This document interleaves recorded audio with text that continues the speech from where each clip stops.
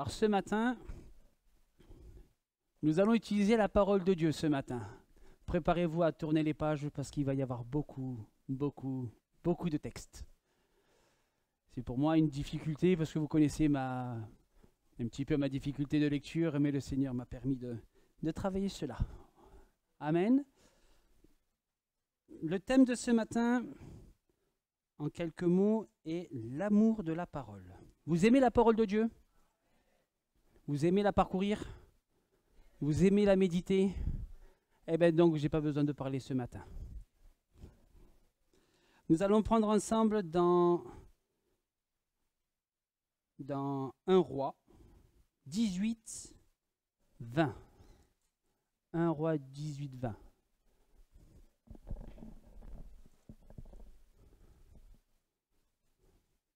Nous allons parler tout simplement ce matin d'Élie et des fameux 450 prophètes de Balaam. Alors Élie s'avança devant tout le peuple et s'écria: « Combien de temps encore sauterez-vous des deux côtés? Si l'Éternel est le vrai Dieu, suivez-le. Et si Baal, alors raillez-vous à lui. » Mais le peuple ne lui répondit pas un mot. Élie poursuivit: « Je suis le seul prophète de l'Éternel qui reste. Il y a 450 prophètes de Baal. Qu'on m'amène 2 taureaux, qu'ils choisissent pour eux l'un d'eux, qu'ils le préparent, qu'ils le découpent, qu'ils le déposent en morceaux sur le bois, mais sans allumer le feu. Je ferai de même de l'autre taureau. Je le placerai sur le bois, je n'y mettrai pas le feu. Puis vous invoquerez votre Dieu et moi j'invoquerai l'Éternel. » Rien que là déjà. Vous invoquerez votre Dieu et moi j'invoquerai l'Éternel. Il fait déjà la différence entre leur Dieu, le Dieu de Baal, et l'Éternel, Dieu des armées. Le Dieu qui répondra en faisant descendre le feu, ce sera lui qui est Dieu. Tout le peuple est d'accord et c'est bien. Quand même, Élie les reprend davantage parce qu'il faut se souvenir que nous, si nous aimons la parole de Dieu, si nous la mettons sur notre cœur, c'est parce que nous aimons la parcourir. À l'époque, il n'y avait pas toute l'écriture, c'est vrai. Tout se faisait par voie orale, de la génération au-dessus jusqu'à la génération suivante. Nous avons la parole de Dieu, mais c'est ce que ça ne nous empêche pas d'être un petit peu oublieux. Si l'Éternel nous rappelle ce passage d'Élie avec les prophètes de Bala, c'est que vraiment le peuple s'est trompé de voie. Pourtant, Dieu fera lever des prophètes. Mais le peuple de Dieu a choisi de suivre la mauvaise voie. Quand j'aime quelque chose que je mets au plus près de mon cœur, je l'utilise régulièrement. Je la mets en pratique dans ma vie. La parole de Dieu, ce n'est pas un livre que je laisse sur le bord d'un livre, sur le bord de mon lit ou sur le bord d'un meuble, mais c'est ce que j'utilise le plus souvent. C'est un peu, je vais prendre ce terme-là, pour les chrétiens, ça devrait être le doudou, si je peux me permettre. Aujourd'hui, nous avons tous un doudou. Ça tombe bien, je l'ai laissé sur la chaise. Ça s'appelle un téléphone portable pour les plus jeunes, toujours en train d'être dessus. Et même si je l'oublie à la maison, je suis capable de taper des kilomètres pour aller le chercher, sinon ma journée, elle sera gâchée. Pour les plus petits d'entre nous, comme ma fille, son doudou, c'est son petite peluche qu'elle tient. Et si elle n'a pas cela, toute la journée, elle va se mettre à pleurer. Pour nous les chrétiens, vraiment, que la parole de Dieu soit placée sur notre cœur et qu'elle soit pour nous indispensable. Ce sont des textes que nous connaissons tous, que nous avons tous l'habitude d'entendre, mais qu'il est bon de se les rappeler. C'est vrai que dans l'Ancien Testament, la présence de Dieu était sur un homme, sur le prophète.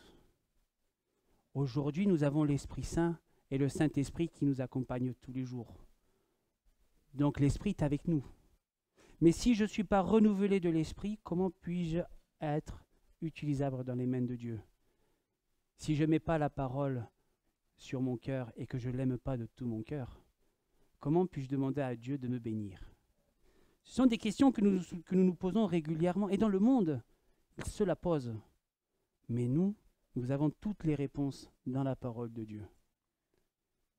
Et si, comme on le disait avec un frère et une sœur ce matin, vu que nous aimons Jésus, nous devons autant aimer sa parole, parce que c'est la parole qui s'est fait chair en Jésus. Alors si je ne lis pas ma parole, si je ne l'aime pas de tout mon cœur et si je ne la mets pas en pratique, c'est comme si je laissais un petit peu Jésus en dehors de ma vie. Comme ce qu'a fait le peuple qui a mis la présence de Dieu de côté en suivant les prophètes de Baal. Continuons à la préparation. On leur donna le taureau et ils le préparèrent. Puis ils invoquèrent Baal du matin jusqu'au midi en répétant « Ô Baal, réponds-nous ». Il n'y a eu ni voix ni réponse. Quelle déception! Mais quand nous regardons la suite, ils savent qu'il n'y aura pas de réponse, mais ils insistent. Ils sautaient autour de l'autel qu'ils avaient dressé vers midi, et là, vers midi, Élie se moqua d'eux et leur dit, criez plus fort, puisqu'il est Dieu. Il doit être plongé dans ses réflexions. Il a dû s'absenter, ou il est en voyage, ou peut-être dort-il, et faut-il le réveiller? Là, les prophètes crièrent à tue-tête et se firent, selon leur coutume, des incisions sur la peau, à coups d'épée et de lance, jusqu'à ce que le sang ruisselle sur leur corps. L'heure de midi était passée, et bien évidemment, ils demeurent encore dans un état d'exaltation jusqu'au moment de l'offrande du soir. Mais il n'y a eu ni voix, ni réponse, ni aucune réaction. Et là, Élie va prendre le contre-pied. Ils ont tout fait toute la journée. Toute la journée, ils ont demandé à un Dieu qui n'existe pas de leur répondre, de leur donner une réponse, de faire descendre ce fameux feu du ciel qui ne viendra pas de la part de Baal. Élie ordonne à tout le peuple, approchez-vous de moi. Tout le peuple s'avança vers lui. Élie rétablit l'autel de l'Éternel qui a été démoli. Avant de faire quoi que ce soit, Élie va remettre les choses en place. Il va rétablir l'autel de l'Éternel qui avait été démoli. Dans la parole que nous lisons au quotidien, l'autel de l'Éternel doit être dans notre cœur et doit être renouvelé de cette parole qui est l'Évangile, qui est la parole de Dieu. Faute de bois, comme nous le disons souvent, le feu s'éteint. Et si je ne lis pas la parole, il suffit de quelque temps pour que ma vie spirituelle revienne à zéro. Mais nous allons continuer. Il rétablit avec ses pierres un autel dédié à l'Éternel. Autour, il creusa une rigole capable de contenir une trentaine de litres, puis il déposa des bûches de bois sur l'autel, dépeça le taureau, plaça les morceaux de viande sur le bois et ordonna, remplissez 4 cruches d'eau et répandez-les sur l'holocauste et sur le bois. On fit ainsi. Faites-le encore une fois, ordonna-t-il. Ils le firent une 3e fois. Si le feu démarre, c'est qu'il n'y a que l'Éternel qui peut le faire démarrer. Essayez de mettre de l'eau sur du bois pour faire démarrer un feu. Si vous y arrivez, c'est que vous êtes très fort. À l'heure habituelle de l'offrande du soir, le prophète Élie s'approcha de l'autel et pria « Éternel Dieu d'Abraham, d'Isaac et d'Israël, que l'on sache aujourd'hui que c'est toi qui es Dieu en Israël, que je suis ton serviteur et que je fais tout cela sur ton ordre. Réponds-moi, Éternel, réponds-moi, afin que ce peuple sache que c'est toi, Éternel, qui es le vrai Dieu, et que c'est toi qui veux ramener leur cœur, et toi comme autrefois. Le feu de l'Éternel tomba du ciel et consuma l'holocauste, le bois, les pierres et la terre. Il se réduit en vapeur d'eau, de la rigole. Quand le peuple vit cela, tous tombèrent le visage contre terre et s'écria, c'est l'Éternel qui est Dieu, c'est l'Éternel qui est Dieu. Et dit Élie, forcément, leur ordonna, saisissez les prophètes de Baal, que chacun d'eux ne s'échappe. Ils les saisirent et les mis à mort, bien évidemment. Voilà. Ça. Si l'Éternel nous parle de ces sujets et de ce thème, c'est que des fois, nous-mêmes, comme il est écrit dans Éphésiens, que personne ne vous trompe par des discours sans valeur. Ce sont des ordres qui attirent la colère de Dieu sur ceux qui refusent de leur obéir. Le peuple de Dieu avait l'habitude d'entendre tout cela. Le peuple de Dieu avait et voyait les miracles que le Seigneur avait fait, que ce soit dans le désert, que ce soit avec Josué quand il récupère Jéricho. Le peuple le savait, pourtant ça ne l'a pas empêché de faire de mauvais choix. Pour nous aujourd'hui, c'est de même. Pour nous, on n'est pas mieux que le peuple de Dieu, que le peuple d'Israël. On n'est pas mieux. C'est pas grave, c'est qu'un problème. Et l'Éternel nous conduit en...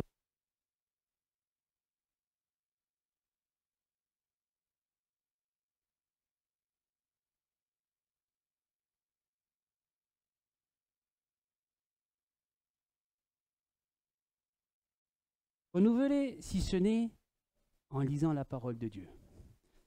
Nous allons continuer. Je te laisse gérer, d'accord? Deutéronome 17, 19. Il devrait l'avoir avec lui et y lire tous les jours de sa vie, afin qu'il apprenne à craindre l'Éternel son Dieu, à observer et à mettre en pratique toutes les paroles de cette loi et toutes ses ordonnances. Ésaïe 34, 16. Je vous invite à suivre, hein, je les ai mis, tous les textes sont... Ésaïe 34, 16. Consultez le livre de l'Éternel et lisez, qu'aucun d'eux ne fera défaut, ni les uns ni les autres ne manqueront, car sa bouche l'a ordonné, c'est son esprit qui les rassemblera. Jean 5, 39. Vous sondez les Écritures, parce que vous pensez avoir en elles la vie éternelle. Ce sont elles qui rendent témoignage de moi, dit Jésus. Acte 17, 10 et 11. Aussitôt les frères firent partir de nuit Paul et Silas pour Bérée. Lorsqu'ils furent arrivés, ils entrèrent dans la synagogue des Juifs. Ces Juifs avaient des sentiments plus nobles que ceux de Thessalonique. Ils reçurent la parole avec beaucoup d'empressement. Ils les examinaient chaque jour, les Écritures, pour savoir ce qu'on leur disait était exact. Qu'est-ce qu'ils sont bons ces frères Bérés quand même. Ils examinaient les paroles. Et moi personnellement, je vous invite à faire de même. Je vous l'ai déjà dit, je vous encourage à prendre, non pas pour argent comptant ce que je dis, mais ce que la parole dit est la vérité. Romains 15, 4. Or, tout ce qui a été écrit d'avance l'a été pour notre instruction, afin que, par la patience et par la consolation que donnent les Écritures, nous possédions l'espérance. Ce sont des choses que nous devons faire tous les jours. Méditer la parole de Dieu. Si je l'ai sur mon cœur, je dois la méditer, la travailler. On va prendre une image un petit peu agricole, bien évidemment, comme ces animaux, les bovins, qui ruminent l'herbe qu'ils mangent. Nous devons ruminer, pas un terme négatif, mais ruminer la parole de Dieu tous les jours, la méditer. Ces quelques textes nous montrent que méditer la parole est bon pour nous et même une recommandation, puisque sans la parole, nous ne pouvons rien faire. Alors il est primordial de le faire avec l'Esprit Saint. Si je n'ai pas le Saint-Esprit avec moi, il n'est pas évident de prendre la parole de Dieu. Il n'est pas évident de la mettre en pratique dans sa vie. Ça va être un lourd fardeau. Mais je parle à des chrétiens qui ont accepté Jésus dans leur vie, qui ont l'habitude de pratiquer la parole de Dieu. Dans ces temps de vacances, on est vite happé à mettre la parole de Dieu un petit peu de côté, à profiter des jours magnifiques à la plage, à la mer, à la montagne pour certains. Mais qu'il est bon aussi que même quand nous sommes dans notre famille, qui ne sont pas chrétiens, de prendre ce temps avec la parole de Dieu. Parce que c'est notre espérance et c'est notre énergie pour la journée.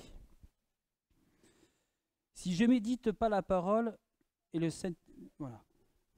Ce dernier, donc le Saint-Esprit, est notre soutien de tous les jours. La parole et le Saint-Esprit, l'un sans l'autre, ne marchent pas. Je ne peux pas demander au Saint-Esprit de m'aider si je ne lis pas la parole. Et je ne peux pas lire la parole sans le Saint-Esprit pour former du fruit pour Dieu.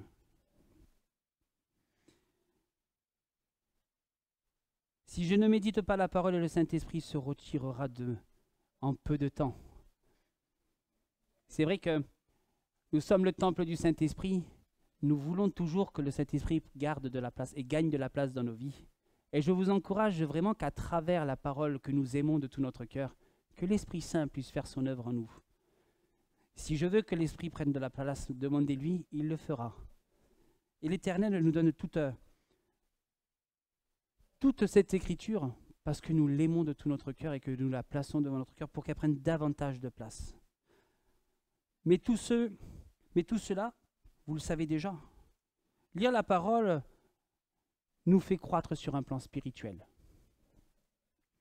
La connaissance ne peut être que visible aux yeux de tous, puisque nous voulons rassembler à Jésus, puisque Jésus est la lumière du monde, et la parole est la lumière sur mon sentier. Psaume 119, verset 105, elle réjouit mon cœur. Je fais de mes délices tes commandements, je les aime. Vous aimez les commandements de Jésus? Psaume 119, 72, 73. Mieux vaut pour moi la loi de ta bouche que 1000 objets d'or et d'argent. Qui est prêt à dire cela? Vraiment.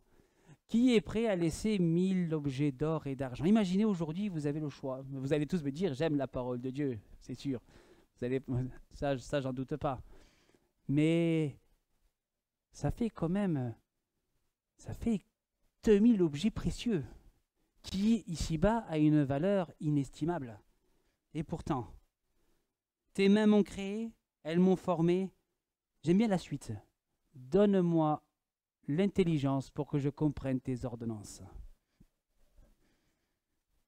Toujours dans le psaume 119, verset 82. Mes yeux languissent après ta promesse. Je dis, quand me consoleras-tu?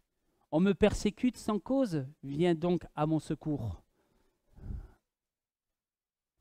Ou encore un peu, il me terrasse, mais je n'ai pas abandonné tes ordonnances. Rends-moi la vie de tout ton amour pour que j'obéisse à tes commandements. Merci Seigneur, parce qu'à travers les épreuves, nous voulons quand même aussi nous mettre la parole de Dieu sur notre cœur et obéir à ses ordonnances. Toujours dans le psaume 119, combien j'aime la loi. Elle est tous les jours l'objet de ma méditation. Tes commandements me rendent plus sage que mes ennemis, car je les ai toujours avec moi. Le doudou. Toujours dans le psaume 119, 86 à 88. Tous tes commandements sont dignes de confiance, mais on me persécute en disant des mensonges. Viens donc à moi mon secours, sauve ma vie dans ton amour afin que j'obéisse à tes commandements. Psaume 119, 140 à 144. Ta parole est entièrement éprouvée, et ton serviteur l'aime. Je suis petit et méprisé, je n'oublie point tes ordonnances, ta justice est une justice éternelle, et ta loi est la vérité. La détresse et l'angoisse m'atteignent, tes commandements font de mes délices, tes préceptes sont éternellement justes, donne-moi l'intelligence pour que je vive. Et dans Jérémie 15, verset 16, j'ai recueilli ta parole, je les ai dévorées. Tes paroles ont fait la joie et l'allégresse de mon cœur, car ton nom invoqué sur moi, éternel, Dieu des armées. Ce sont des paroles vraiment d'amour que nous lisons. Mais si je n'ai pas le Saint-Esprit pour grandir, ces paroles, malheureusement, n'ont pas cet écho. Parce que ce sont quand même, on entend souvent, et surtout dans notre société aujourd'hui, obéir à des commandements, à des préceptes, ça fait un peu vieillot. Aujourd'hui, la société nous fait croire que nous sommes libres, qu'il n'est pas bon de respecter les règles, il n'est pas bon d'avoir que quelqu'un d'autre dirige sa vie.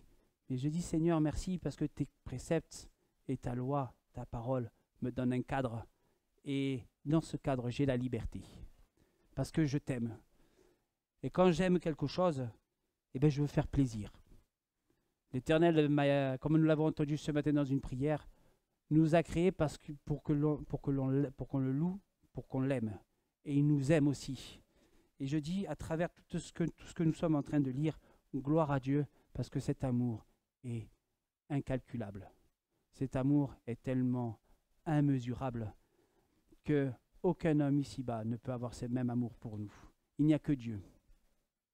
Grandir, progresser, évoluer, laisser la parole nous façonner. Comme nous l'avons dit tout à l'heure, nous sommes le temple du Saint-Esprit, alors laissons-le prendre davantage de place. Plus de place à la parole parce qu'elle est digne de foi.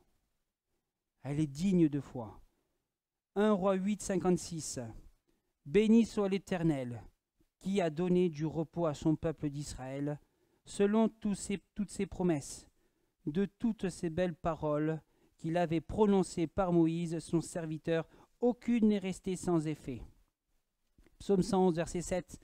Les œuvres de ses mains sont fidèles et justes, toutes ses ordonnances sont véritables. Ézéchiel 12, 25. Car moi, l'Éternel, je parlerai, ce que je dirai s'accomplira, et ne sera plus déféré. Oui, de vos jours, famille de rebelles, je prononce une parole, et je l'accomplirai, dit le Seigneur, l'Éternel. Encore une fois, le prophète s'est levé pour mettre en garde le peuple d'Israël, à cette époque-là encore. Luc 21, 33. Le ciel et la terre passeront, mais mes paroles ne passeront point. Romains 10, 17. Donc, la foi naît du message que l'on entend, et ce message, c'est celui qui s'appuie sur la parole de Christ, et l'autre version, s'il te plaît. Ainsi, la foi vient de ce que l'on entend, et ce que l'on entend vient de la parole de Christ. Donc, si nous avons la foi, c'est que nous lisons la parole. Et si nous voulons avoir une foi plus grande, nous devons lire davantage la parole.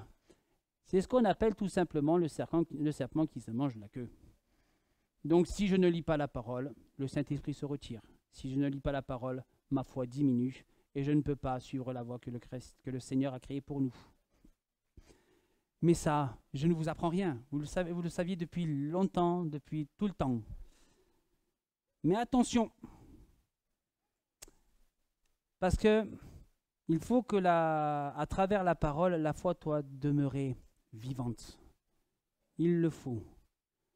Romains 14, 23. Mais celui qui a des doutes au sujet de ce qu'il mange est condamné, parce qu'il ne s'agit pas par conviction. Tout ce qui n'est pas produit d'une conviction est péché. Car en Jésus-Christ, ni les circoncis ni les incirconcis n'a de valeur, mais la foi qui est agissante par la charité. Or, la foi est une ferme assurance des choses qu'on espère, une démonstration de celles que l'on ne voit pas. C'est par la foi que nous reconnaissons que le monde a été formé par la parole de Dieu, en sorte que ce qu'on voit n'a pas été fait par des choses visibles. Il en est ainsi de la foi. Si elle n'a pas les œuvres, elle est morte en elle-même. Jacques 2, verset 17. Car l'amour de Dieu consiste à garder ses commandements. Et ces commandements ne sont pas pénibles, parce que tout ce qui est né de Dieu triomphe du monde. Et la victoire qui triomphe du monde, c'est notre foi. Qui est celui qui a triomphé du monde, sinon celui qui croit que Jésus est le Fils de Dieu? Nous le croyons tous. Tous ces textes que nous lisons, pour nous, est une source d'inspiration, est pour nous une source de motivation, d'énergie, de moteur, comme je vous le disais. Mais qu'il est bon aussi de remettre, comme nous l'avons lu au début, l'autel de Dieu au centre de notre vie. Élie l'a remis en place avant de commencer toute chose.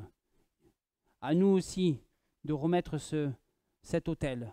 Parce que soit nous avons l'autel de Dieu en nous, soit nous avons l'autel du monde, et nous ne pouvons pas suivre deux sources. C'est impossible. Soit nous sommes avec le monde, soit nous sommes avec Dieu. Et nous ne pouvons pas avoir deux pieds, l'un d'un côté, l'un avec l'autre. Il est préférable de prendre conscience que nous sommes avec Dieu ou nous sommes contre lui. Et si nous sommes contre lui, Dieu nous rappelle encore que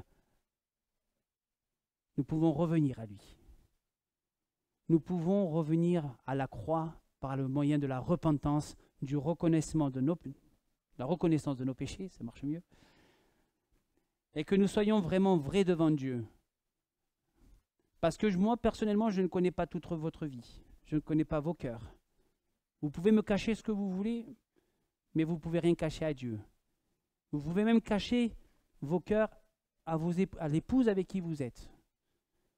Mais à Dieu, vous ne pouvez rien cacher. Dieu vous connaît. Il sait comment vous vivez. Il sait comment vous menez votre barque. Et est-ce que c'est lui qui la maintient ou est-ce que c'est le monde? Alors si ce matin vous avez vraiment un passage à retenir, c'est vraiment qu'il faut remettre au centre de notre vie l'autel de Dieu, qui a peut-être été érodé par le temps, érodé par les épreuves. Il y a peut-être une pierre ou deux qui manque, mais qu'il est bon d'y retravailler pour que l'autel de Dieu soit vivant en nous.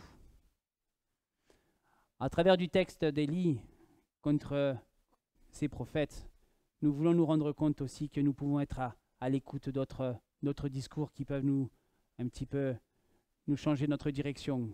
Mais si je lis la parole de Dieu et si je la mets en pratique, il n'y a qu'un discours qui est vivant, la parole de Dieu. Et qu'importe qu'un prophète ou qu'une autre personne puisse vous parler de Dieu, si ce n'est pas retiré de la parole de Dieu, ça n'a pas de valeur. Mais comment le savoir si déjà nous ne la lisons pas? On était en vacances avec mon épouse et ma fille en Aveyron et nous avons croisé un prêtre de Salles-la-Source. Et je remercie le Seigneur parce qu'en fait, il est venu, on a discuté un petit peu. Mais il ne faut pas grand-chose pour sentir qu'il y a la présence de Dieu. La personne, même si elle n'était que catholique, on a pu partager un petit peu. On a pu parler de la présence de Dieu. Et il est venu simplement, papy de 78 ans, qui s'occupait de la paroisse de Salles-la-Source et d'un village qui était à 20 km. Vous imaginez 78 ans. Et il me raconte tout simplement que tous les jours, il monte la côte de Salles-la-Source. Imaginez la côte, elle est comme ça, 78 ans, et il y va, à son rythme. Mais voilà, il discute avec les gens, il parle de Dieu. Et nous, si moi j'ai pas la parole de Dieu dans mon cœur, comment puis-je la proclamer à ceux qui m'entourent? Est-ce que je serai un petit peu comme Élie, bouillant, obéissant à Dieu, ou est-ce que je serai comme le peuple de Dieu à me mettre de côté en suivant des vains discours? Nous l'avons chanté en plus ce matin. Mais c'est quand même à travers aussi ce genre de rencontres spontanées que nous pouvons dire que Dieu est merveilleux. Parce que c'est une joie de rencontrer des frères d'une autre confession, mais on peut parler librement de Dieu. Et en fait, on s'est rendu compte, on a discuté 10 minutes, pas plus, mais ça passait comme une... Parce qu'on a le même centre d'intérêt. Alors oui, ce matin, je veux replacer la parole de Dieu sur mon cœur, qu'elle soit pour moi vraiment cet amour nécessaire et que je sois avec le Seigneur aussi fidèle qu'il est avec moi. Je vois l'heure. je me dis qu'on est presque à la fin. Mais je me dis aussi que des fois, il est bon de faire des messages un petit peu courts. Pourquoi? Parce que des fois, notre intellect n'a que 20 minutes de rappel. Donc du coup, je me dis, voilà, ce sont des messages que nous avons l'habitude d'entendre, des paroles réjouissantes, mais sachez que Jésus revient bientôt et que si nous sommes pas sur la brèche, si nous ne faisons pas attention, si nous délaissons la parole de Dieu, si nous délaissons la présence de Dieu, ne vous attendez pas à partir avec lui. Vraiment. J'ai envie de vous encourager ce matin parce que il est encore temps de revenir à la croix si nécessaire. Il est encore temps de remettre l'autel de Dieu au centre de notre vie, mais que les épreuves ne soient pas là pour nous faire tomber, mais juste pour nous rendre compte combien nous pouvons être dépendants de la présence de Dieu dans notre vie. Pour finir sur une image toujours un petit peu de la nature, les plantes poussent n'importe où, à travers le béton, à travers le désert, à travers les rochers. Quand la semence est plantée dans un cœur, elle ne peut que germer, si nous l'encourageons, si nous prions les uns pour les autres. Et ça, c'est important aussi. Parce qu'à travers la nature, qui n'aime pas le vide, il y aura ce qu'on appelle, entre parenthèses, des mauvaises plantes, mais qui n'est pas mauvaise en soi. Parce que ça attire la faune, la flore, et ça attire plein d'insectes que nous en avons besoin. Donc si le Seigneur a permis encore ce matin qu'on parle de la parole de Dieu, c'est que des cœurs sont disposés à recevoir cette semence. Et que même maintenant, c'est à vous de l'apporter, cette semence. Une parole de bénédiction, poussée par le Saint-Esprit, peut changer les cœurs. Donc soyez prêts à lire la parole, à la mettre en pratique pour vous, qu'elle soit cet objet d'amour pour vous, et cet objet d'amour, vous allez le propager à ceux qui vous entourent. Amen. Seigneur mon Dieu, c'est avec joie et reconnaissance, Seigneur mon roi, que nous venons, Seigneur mon Dieu, te remercier, te louer, t'adorer, parce que Seigneur mon Dieu, c'est vrai que cette parole est chère pour nous, Seigneur mon Dieu. C'est une parole que nous en avons besoin. Et Seigneur mon Dieu, c'est avec humilité que nous revenons dans ta maison, Seigneur mon Dieu. C'est avec ce cœur humble que nous te louons, nous t'adorons, Seigneur mon Dieu. Et ce matin, sois encore béni par ton peuple, Seigneur mon Dieu, parce que c'est toi qui as voulu que nous parlons de ce sujet-là, Seigneur mon Dieu. Tu vois que la fin des temps est proche, Seigneur mon Dieu, mais tu nous reviens et tu nous rappelles sur l'essentiel. Ta parole est vérité. Sois béni, sois glorifié, sois élevé, Seigneur mon Dieu. Amen.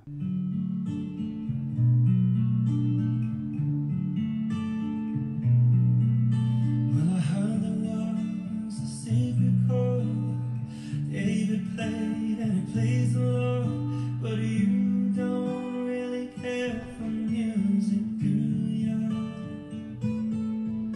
Well, it goes like this, the fourth, the fifth, minor falling, major lift, the baffled king composing hallelujah, hallelujah, hallelujah.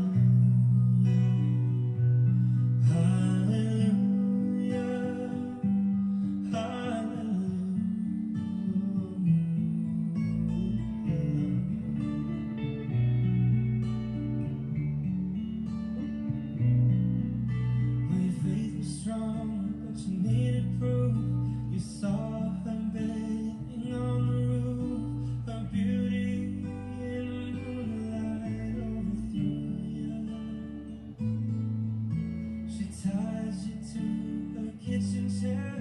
She broke your throat.